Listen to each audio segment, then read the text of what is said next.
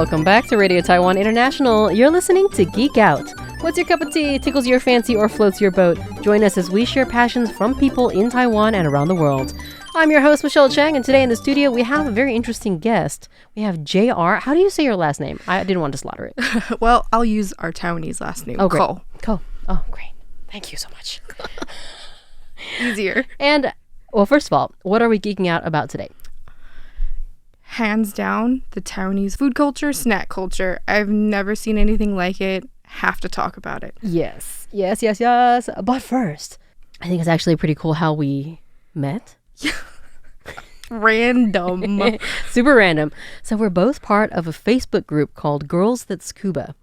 Devin Miller was on the show earlier, and who is also part of the group, and she came rolling through Taiwan, and she was here for like 2 days and spared some time to come talk about scuba with me.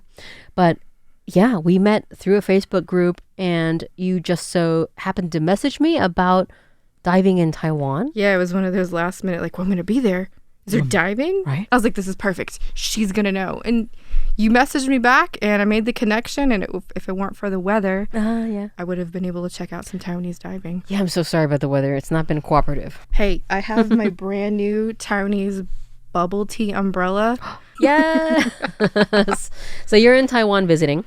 In Taiwan visiting. It's been a really long time since I've been back, but boy, thank you so much. We just came from, I guess, like a mini Shiya. Yeah. A little tiny night market.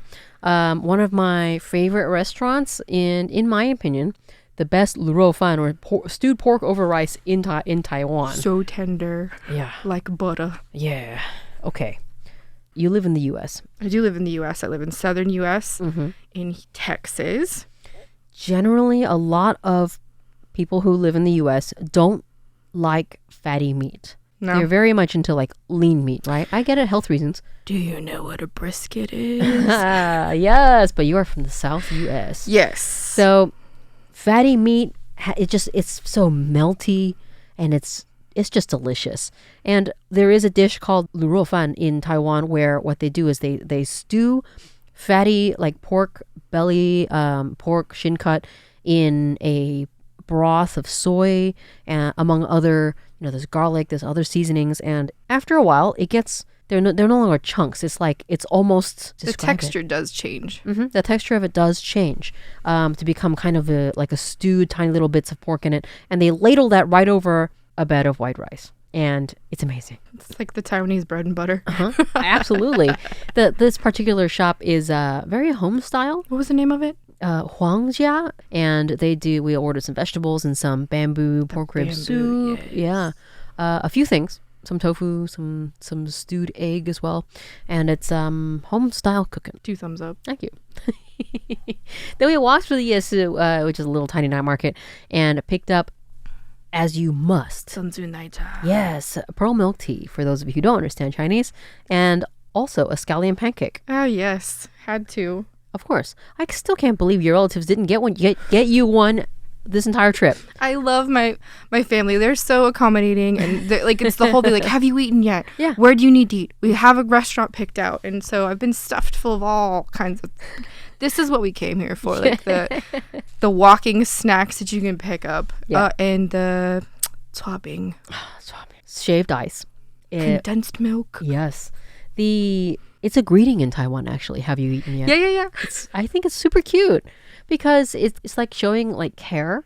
Have you eaten yet? Meaning, have you had the time to sit down and actually have a meal?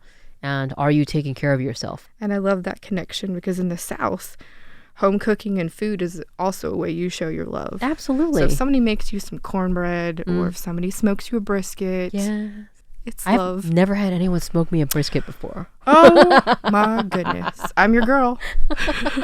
I would definitely feel the love if somebody smoked me a brisket. It's a process. You have to prep the meat, not only just trimming it, but like there's certain things you have to do, and then low and slow. So sometimes you're tending to this for like 12 hours. Exactly. It's a long time to smoke meat. Your hair smells. That's not a bad smell in my opinion, though. Companies have been experimenting with producing like bacon scented, but like room scents Bacon room smell. Yes, or I understand cookies and like apple pie. Oh, right. The whole Bath and Body Works spin. Yes, right. But they're doing meat smells now. I'm not sure how I feel about that. What was your first instinct whenever you smelled it? Were you just like, It did smell like bacon. I mean, and it's good. So I guess I would err on the side of okay. See, I have a friend though who like the sugar cookie, warm vanilla sugar cookie like sprays. Then you're tricked. You're like, well, who brought cookies? There's no Where are the cookies? There's no bacon I either. demand cookies. That's true. You're tricked. You're tricked. So right, Taiwan is a country where they greet you with "Have you eaten yet?" 你吃过了没?吃饭了吗? And then it is a culture that rotates around food. I have found though that people are cooking less and less. But everybody has fond memories of like grandma in the kitchen making food, especially for holidays here like Chinese New Year or Lunar New Year. And Moon Festival is all about barbecues. And whenever people from out of town come to visit, it's taking you around, yes, to see sights, but it's really to eat. It is to eat. So I love it. Where have you been? We've been all over. We've gone to Beito, to the hot springs. We've gone down through, like, we were supposed to originally go to Hualien, but because of the earthquake there and the situation going on there, like, it's unsafe. It is. So we diverted and said we took a tour through the middle of the country just to go see the countryside. The one you can't see from the high-speed rail or right. You know, the slower train. So we got to see like the growing areas of Taiwan, and I think we saw where they were growing red tea. They were growing dragon fruit. The dragon fruit must have been cool looking. The driver said Chuan Yifu, and I was like, what? They have to wrap it in like a special wrapper so the birds don't eat it. So drove by. I get it. Chuan Yifu. So the fruit is wearing clothing. Wearing clothes. Cute. So we went to also see the old snake kiln. Oh, I have not been there. It's like a whole pottery, really old. I think I want to say the 1920s. Oh, wow. I'm a big fan of how available ice cream cones are around Taiwan. Yeah. This is a subtropical climate, so the summers get really hot. And I'm sure quite a few days of your trip here have been pretty toasty. I should say regret steamy. Wearing long sleeves. It does get hot here. And so there's a lot of like chuabing. Shave ice. There's so shave ice comes in many different forms in Taiwan. The most classic, like the OG shave ice, is just ice. There's nothing like extra mixed into that frozen material, and then they put like red bean on it. Yep, they put red bean. Or there's a jello, a sweet jello. Oh my goodness, I forgot the glass one, the black glass jelly. Yes. Oh, grass jelly. That's what that's called. But yeah, there's a number of toppings on there, and in more modern times or more recently, they've begun adding a lot of different things onto their shave ice, and it's been all delicious, all of it. What's your favorite? Well, okay, I'm really predictable. I like the mango the best. Mango shave ice in Taiwan, because Taiwan does mangoes right. Amen. They're not at all stringy as you get in like the supermarkets in the US. I think they're full of like fibers and stuff. The mango in Taiwan is like butter. There's no fiber in it, and is so like it's got just the right balance of sweet and tart and mango flavor. And you chop that up and you put it on a bed of, and it's not just ice. They've added milk to the ice, so it's not so simple. It's got a little bit of flavor to it. And then, of course, condensed milk. Yes. They've now started adding stuff like popping pearls, popping boba. On top. Yes. Or like ice creams, that kind of thing, to kind of like shake it up. So it's gotten even better. I love it. This is why I love coming here. What's your favorite flavor? I had to mix the mango and strawberry. Yeah. Oh, you're actually right on the hind end of strawberry season. I know. It's definitely over in the U.S. Well, I don't want to misspeak, but I saw it, had to have it. So I'm glad I caught it. Yes, absolutely. The strawberries in Taiwan are very sweet. You don't really have to dip them in sugar like I used to do with the ones in the States. You dip your strawberries in sugar? Yeah, I used to dip them in sugar or chocolate syrup, something like that. Yeah. Yes, that's right. So, I forgot to even say, happy Pearl Milk Tea Day. Oh yeah. Right. Today specifically, it is is it international? I think it is. I'm sure it's international. International Bubble Milk Tea Day or Pearl Milk Tea Day. April, 30th. It is April 30th. I lost track of time. So, of course, we had to get teas from the local tea stands. In Taipei specifically, there's like a tea stand every 50 meters. There is. Or closer. I had to try to describe that to somebody who's coming later. Yeah. Oh, good. You don't have to plan your meals out. You just go outside and walk. Just walk down the street. You're going to hit good food really, really quickly. It'd just be a few minutes before you stumble into something that you want to Zoom in on eat. a Google map, and yeah. there's like restaurant icon. Pin. Exactly. It's amazing how many restaurants are here. And I think part of that is because buying raw ingredients and preparing at home is often more expensive than buying or eating out at a low end quote unquote restaurant. God love those restaurants. Mm-hmm. They're delicious and they're cheap. We were just having dinner earlier, the Luruofan place, and the bill came out to $10 for two of us. Did it really? Mm-hmm. That's right. It's amazing. You can't really do that in the States anymore. Like Taco Bell. Exactly. It's not $10 anymore. And we were really full when we walked out of there. Very full. We had vegetables, two kinds. Yep, soups. We had rice. We had meat. A couple of different kinds of meat. There was it's a filling meal. We didn't eat light for $10. So Taiwan for the win. Darn. Yeah. Okay, so pearl milk tea though has taken the world by storm, and I'm so happy it has because, like I said, Taiwan for the win. It's a genius invention. Okay, can we talk about the slight controversy though? Oh, please. That some people are producing the boba but using like preservatives and a chemical process. Anytime you have something become very popular and profitable, you want people, or not you want people, what am I saying? You have people who are going to try to get in on that profit unethically. And I think that's happened with a lot of different food products. Not just food products, any product really. Yeah, there have been controversies in the past with soy sauce here. Really? We all know the baby powder issue, the baby formula issue. Yes. And yeah, unfortunately, the bubbles in bubble milk tea or pearl milk tea were also part of some bad stuff that happened. As long as you're not having bubble milk tea 3 times a day. What are you saying right now? Everything in moderation is what I'm trying to say, even though I'm not even able to convince myself. Really. I don't know what that word means. I'm just kidding. But yeah, if you trust in your local tea shop and that they are good people, it should be. Isn't there also there's a Ximending bubble milk tea place that's their platform is like we don't use anything like that. There are a couple in Taiwan chains, I guess, where they make their own bubbles or pearls in house. So, and that's their slogan. It's like it's all natural, no added anything really that can be harmful, and then you can trust in this kind of thing. Marketing platform. If you had to describe to somebody who's never had bubble tea before, how would you describe what okay, I'm trying to think about like a Western food equivalent. Chewy. The only thing I can think of is tapioca, but those are really small.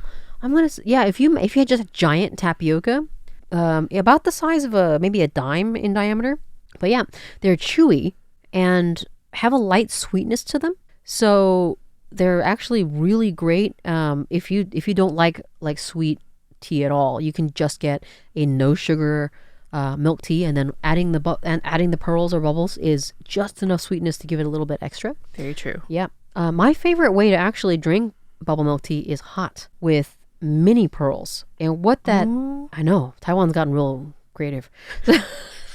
The mini pearls are closer in size to tapioca, but they still have the consistency of the big pearls. They're a little chewier. But if you put them in a hot drink, they get squishier. It changes their texture. Is it the cold that gets them all tough? Yes.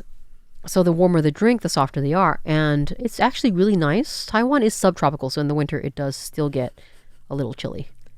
When is that? I'll come back when that happens. A little chilly. It's oddly damp here. So damp plus 50 degrees is like... chill to the bone. Yeah, weirdly cold. So so you see people here in parkas, which is funny. But yeah. I see people wearing jackets right now. Yeah. Today was 92 Fahrenheit, which I prefer Fahrenheit to Celsius because the way I think about it is it's 92% hot. That's clever. Exactly. Rather than like 30, what is 30? I can't. I can't. Exactly. 31 degrees Celsius. What is that? I don't know what that is. But 92% hot, I understand. It's immediately known. Mm-hmm. Any other foods that you've had on your trip? We talked about the salted duck. Oh, okay. So you didn't dig that so much. I love duck. Mm-hmm. I love the salted duck. Because I was raised in the States, eating the duck feet part was a bridge beyond where I was comfortable going. Yeah. So chicken feet is Phoenix claws. Phoenix claws, right? Phoenix claws, otherwise known as chicken feet, are probably the first feet-looking things that people will encounter when they go eat at an Asian restaurant. It's not just Taiwanese food, but they show up in many places. So you encountered duck feet, which are bigger. Yep, they're definitely webbed. And yeah, definitely webbed and kind of gnarly looking. They did peel them. Okay. But no, I'm totally on the same boat. By the way, I don't like the fact of where they've been. Oh, okay. I didn't think about that. They're very like texture wise. I have tried. Okay, look, I will try everything once. I will too. Mm-hmm. So maybe next time I'll try. Just in case, you never know. It might be like heaven, right? Right. So I have tried stuff like chicken feet and duck feet, and it's a very chewy, kind of like gelatinous texture. Right, because they cook it collagen. So long. Yeah, it's weird. There's bone and then there's goo. I'm sorry, this is a terrible way to describe it. It's a softer, but it is flavorful. Yeah. So, but it just wasn't my jam. Couldn't get the image of poop. Oh my gosh. Out of my because I had a homesteading friend and he raised chickens and yeah, they make a lot of stuff. They are a little bit messy when it comes to the back end of things. Yeah, absolutely. Aren't we all? Okay, so besides duck feet, any other foods that you have tried? Oh, everything. So we did the dim sum. We did tangyuan. Oh, tangyuan. Oh, so good. Okay, what flavor do you like the most? So sometimes I'll do for like traditional red bean, but the ones with the sesame balls mixed in. Oh yeah, those are good too. Sometimes I'll just steal my sister's. Yes. So tangyuan are like it's a gelatinous rice, so it's very chewy rice, sticky rice ball that has a filling in it. Generally, sometimes they're sold just solid, like no filling and smaller, and those are delicious because they're chewy, kind of like pearls in pearl milk tea. But tangyuan here are normally they're actually eaten both sweet and savory. The savory ones have meat in them, and the sweet ones have the fillings like red bean or sesame. Peanut. Peanut's my favorite. Peanut. That was the third one. Yep. I couldn't think of what was the third. Also, because when it comes to reading Chinese, I possibly have slipped. Oh, so good. You haven't been here for like 20 years. I know. Sorry to my professor in Chinese. Tangyuan are delicious. Just recently we had Lantern. It was not Lantern Festival. Is it Lantern Festival? I'm so sorry. I only looked. We did do a lantern. I forget what city we were in, but we did set off a lantern. Yeah. But Lantern Festival, you're supposed to have tangyuan as part of a lucky thing. Well, we've been just doing it nonstop, so we should have a lot of luck. Lots of luck. Did you have hot pot? We didn't do hot pot yet. It's not the weather for it anymore. Yeah, it is exactly what it is. It's a very hot pot of boiling broth, and you order like any platter of meat that you want, and then they deliver said meat and vegetables to your table, and you cook it yourself as part of a slow dinner, and it's delicious. We've been hitting up a lot of the soup dumplings. Yes, soup dumplings. Soup dumplings. I'm glad you got a lot of those. We had like 4 different flavors. I'm not a big lamb person, but I was told the lamb was pretty decent. Very strong flavor in a soup dumpling when you have lamb. That's probably why I don't like it. It is a very strong flavor. Yeah. I prefer the Din Tai Fung, which is a very famous restaurant that originated in Taiwan and now actually has many international chains. Is famous for their soup dumplings. Did you they have the pork, they have pork and crab, they have vegetable. We did the pork, we did a chicken. Ooh, yes. We did the crab and they had the little tiny crab cut out. So cute. The crab noodle. Yeah. Oh man. But yes, a must stop. You must stop at Din Tai Fung if you're in Taiwan because obviously it's better, in its home home court. I think one of my favorite things I've missed that was my grandma's, like I can remember at an early age eating of my grandma's cooking that they have here in spades is all the different greens with the garlicky, like it's just sauteed in garlic. Yes. It's very simple and it's super fast. Like the kitchen pops that out in like 2 minutes flat, but really good. Watercress, spinach. I think you guys, the menu said amaranth. Amaranth leaves? They Amaranth do. leaves. Yeah, they definitely have amaranth leaves. They have sweet potato leaves. There's they basically I think there's lily stem, Australian. That's actually really delicious done that way. But it's like a super fast stir fry with garlic and seasoning, and then it pops out. It's delicious. It's one of the only ways that I will eat vegetables. Same. Put a garlic bulb in it. So, for listeners out there who have never visited Taiwan and want to come visit, maybe they have a limited period of time. What would you recommend the must-eat, maybe top dish, top 2 dishes? Oh my gosh, that's an impossible I know, I'm sorry. question. But definitely Tongyobing. Like the little stall you took me to, you could have it plain. You could add, did they have cheese? They do have cheese. They had ham, so you could definitely have something that is traditional but like suits a more let's say westernized palate. Yeah, somewhere in the middle. It's a Tongyobing, Tongzuabing are it's a doughy, scallion, flaky, pancakey thing, and yeah, they savory, savory, for sure. Savory. You can like you said, you can add a bunch of different ingredients. There's egg, there's spicy sauce, there's a bunch of stuff. So have it to your liking. The meat buns. Yes. I'm sorry. Are you getting hungry again? Meat buns, absolutely. There are so many different kinds. Black pepper meat buns.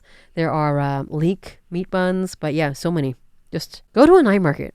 But I see ultimately the beef noodle soup. Oh, that is also a can't be missed. I will eat that at 90-degree weather for sure. Yeah, 92% hot. 92% hot. Hot bowl of soup. Absolutely. And don't be afraid of the, do they call it beef knuckle? Like what's the word? Oh, pork knuckle? Or the tendon, the beef tendon that's in the soup. Yeah, beef tendon. It is soft, but it's because it's been cooked so long and it is perfect. Try it anyway. Just try it. Try everything at least one time. You never know. Could be heaven. Usually is. It usually is. Thank you so much for geeking out with me, JR. Thank you for having me. This is so fun. Thank you. And thanks, listeners, for tuning into Radio Taiwan International. I'm Michelle Cheng, and we'll be back next Thursday with another episode of Geek Out. Bye.